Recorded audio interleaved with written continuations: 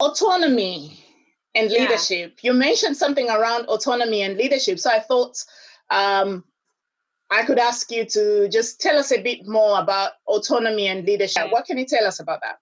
Being accountable and so on.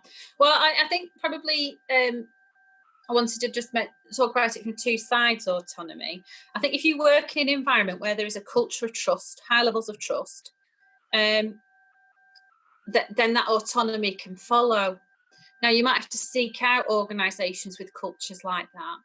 But if you are in a position where you can trust others and give them autonomy, then that's, obviously people can flourish rather than that very performative style of management. And I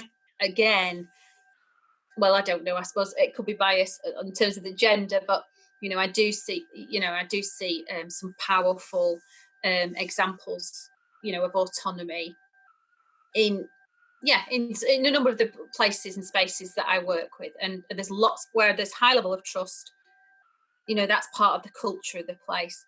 Then people can thrive. They do step up with ideas and come forward with ideas. So we're talking about giving people the autonomy to do what they need to do. Yeah. As in delegating or distributed leadership way, avoiding micromanaging kind of thing. Yeah, that performative style.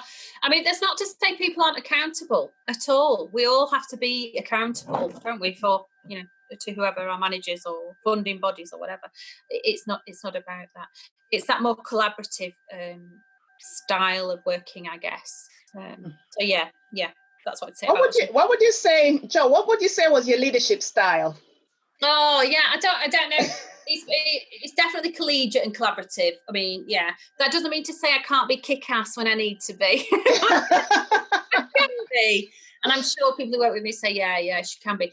But you just can't move on without.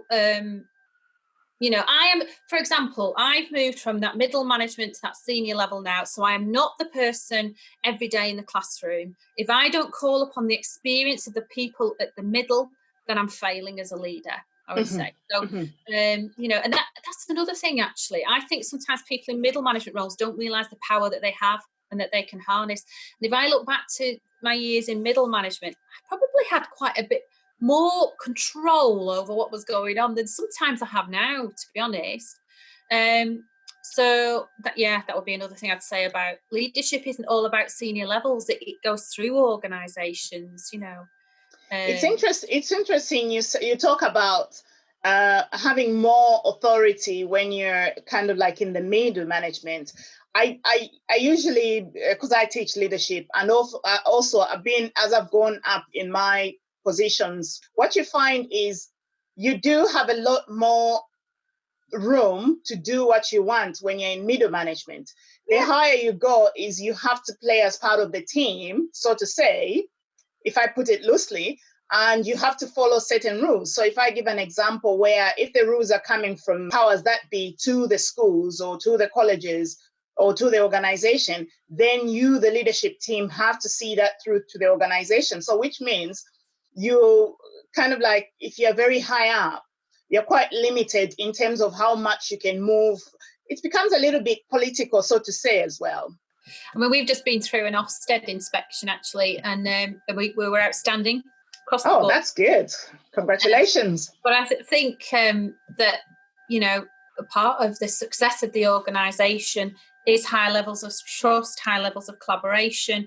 We've got a really motoring, powerful set of middle leaders who are really inspirational. So, it's all, I guess that's distributed, isn't it? Distributed leadership. Yeah. Very interesting. Again, very rich information that we've got from you. Learned a lot about autonomy, and hopefully we can see more of that, and we can see more women feel comfortable to actually step up so that they can be able to, help others and help themselves as well. And thank you very much for giving us this time, and hopefully people will enjoy this as much as I enjoy going back through it. Thank you. Thank you, Rena.